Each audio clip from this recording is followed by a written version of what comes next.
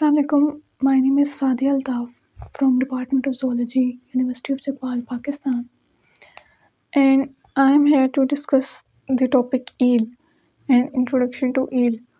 So सबसे पहले हम देखेंगे कि जो eel है that is a teleost fish और इसकी snake like body होती है, longer bodies than any other fish.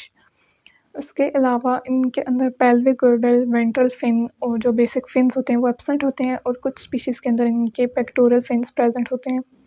Eels की इलोंगेटेड बॉडी होती है और इनका नैरो हेड होता है जिसकी वजह से ये आसानी से किसी भी सी बेड के ऊपर हाइड कर सकते हैं। इनके अंदर ईल्स में मेरीन मोरेज इंक्लूडेड हैं और फ्रेश वाटर ईल्स हैं और इसकी बहुत सी डाइवर्स स्पीशीज़ हैं। ईल्स की टेक्सोनॉमी के बारे में बात करें तो सबसे पहले किंगडम इनका एनिमेलिया है एज मनी अदर एनिमल्स।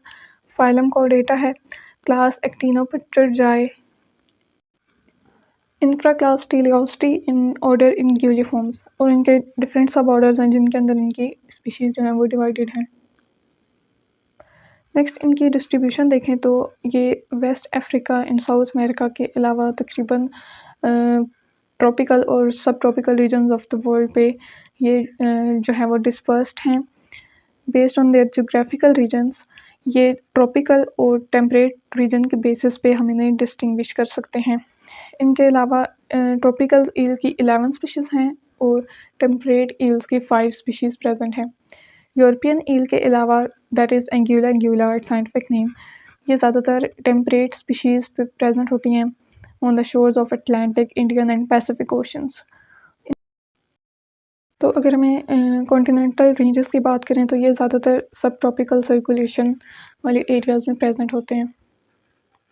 इनकी इम्पोर्टेंस की बात करें तो मोस्टली ये यूरोपियन ईल जो है वो यूरोप में कल्चर की जाती है फॉर फूड और इसके अलावा इसकी जो एक और स्पीशी है एंगुला जैपोनिका, इसे जापान में और सेवरल अदर एशियन कंट्रीज़ के अंदर कल्चर किया जाता है for the purpose of food. और ईल्स जो हैं वो बर्ड्स, एनिमल्स और दूसरी फिशेस के लिए वाइटल सोर्स ऑफ फूड हैं। ये एनिमल्स इन्हें एज अ फूड यूज़ करते हैं। उसके अलावा इनके अंदर बहुत ज़्यादा न्यूट्रिएंट्स होते हैं जो कि फूड के तौर पे यूज़ किए जाते हैं। क्योंकि ये बहुत सी में भी सर्वाइव कर सकती हैं, फ्रेश वाटर में भी होती हैं, इसलिए इन्हें कंसिडर किया जाता है कि ये न्यूट्रिएंट फ्लक्स है between fresh water and sea water.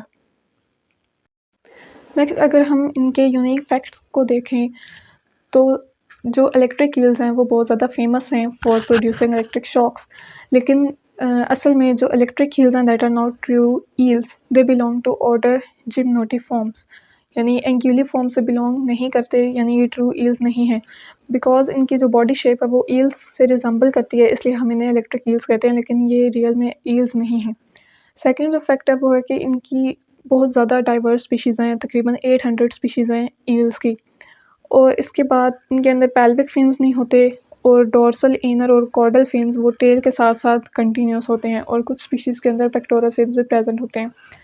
इनके अंदर एक स्पीशी है Asian swamp eel, that is a facultative air breathing fish with reduced gills, यानी ये क्या करती है कि अपनी गिल्स के थ्रू डायरेक्ट एयर से भी ब्रीदिंग कर सकती है in the absence of water. उसके बाद ईल्स के अंदर कीन सेंस ऑफ स्मेल होती है जिसकी वजह से ये फूड को और प्रीडेटर्स को या अपने मेट को आसानी से डिटेक्ट कर सकते हैं। नेक्स्ट अगर हम इनकी मॉर्फोलॉजी की बात करें तो जैसे मैंने पहले एक्सप्लेन किया है कि ईल की जो बॉडी होती है दैट इज़ स्नेक लाइक, इनके अंदर पेल्विक जो है फिन्स वगैरह, वेंट्रल फिन्स एब्सेंट होते हैं। कुछ स्पीशीज़ के अंदर पेक्टोरल फिन है, लेकिन मेनली जो है वो इनके अंदर तमाम फिन्स एब्सेंट होते हैं। उसके अलावा इनका नैरो हेड होता है जो कि इन्हें सैंड और मड स्मॉल होल्स में छुपने के लिए आसानी होती है इनको, और इनका एलोंगेटेड बॉडी स्ट्रक्चर है। उसके अलावा इनकी जो स्किन है वो बहुत थिक है, इसलिए ये हार्श एनवायरनमेंट्स में भी सर्वाइव कर सकते हैं। इनकी अगर स्केल्स की बात करें तो मेनली हम कंसिडर करते हैं कि ये स्केल लेस हैं क्योंकि इनकी बॉडी के ऊपर स्केल्स जैसी जो है वो टेक्स्चर है, लेकिन ये ट्रू स्केल्स नहीं है। इन्हें हम कह सकते हैं कि ये रूडिमेंट्री स्केल्स हैं। नेक्स्ट अगर हम ईल्स के बिहेवियर को देखें तो उसमें 2 तरह के बिहेवियर्स आ जाते हैं, migratory behaviour and parental care. Migratory behaviour को देखें तो ये कैटाड्रोमस हैं, यानी जो इनके ग्रोइंग हैबिटेट्स हैं, यानी रिवर्स हैं, फ्रेश वाटर हैं, वहाँ से ये अपनी स्पॉनिंग साइट ओशंस की तरफ जो है वो माइग्रेशन शो करती हैं। इनका जो बेसिक पर्पस होता है वो स्पॉनिंग होता है, यानी ये अपने एग्स ले करने के लिए और अपने जो यंग वंस हैं उनको रेज़ करने के लिए ओशन की तरफ माइग्रेशन शो करती हैं। नेक्स्ट इनमें पेरेंटल केयर देखी जाए तो मोस्ट स्पीशीज़ में ईल के अंदर पेरेंटल केयर नहीं देखी गई, लेकिन एक स्पीशी है एंग्यूला प्लेटिसोमा, इसके अंदर पेरेंटल केयर देखी गई है। इसमें भी क्या होता है कि जो फीमेल्स हैं वो किसी भी होल के अंदर अपनी एग्स ले करती हैं, डीप होल के अंदर, और मेल जो हैं वो उसको गार्ड करते हैं, यानी प्रोटेक्ट करते हैं अपने यंग वंस को, जब तक कि वो खुद इंडिपेंडेंट ना हो जाए। ये तो हो गई ईल्स की बेसिक इन्फॉर्मेशन। अब अगर हम इनकी रीसेंट फाइंडिंग्स की बात करें, यानी ईल्स की इम्पोर्टेंस क्या है, तो जब यूरोपियन ईल की स्किन पे स्टडी की गई तो उससे उसके जो प्रॉक्सिमेट लिपिड क्लास कंपोजिशन है, फैटी एसिड कंपोजिशन है और प्रोटीन्स वगैरह, इनकी जब स्टडी की गई तो देखा गया कि इसके अंदर प्रोटीन्स, लिपिड्स और ओमेगा 6 फैटी एसिड्स की बहुत ज़्यादा कंसंट्रेशन है। इसके मसल टिश्यू के अंदर हाई मॉइस्चर है, ओमेगा 3 फैटी एसिड्स और ओमेगा 3 और ओमेगा 6 रेशियो वैल्यूज़ मतलब बहुत ज़्यादा हाई थी।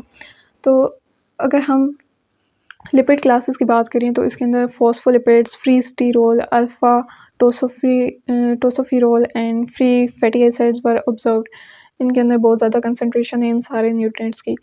तो इस स्टडी से ये साबित होता है, ये कंक्लूड होता है कि यूरोपियन ईल स्किन को हम कमर्शियल प्रोसेसिंग के लिए और फूड के लिए, फार्मास्यूटिकल इंडस्ट्रीज़ में हम यूज़ कर सकते हैं, because they have such a huge quantity of constituents like proteins, lipids, omega-3 fatty acids, phospholipids, tocopherol, and these are all very good for health.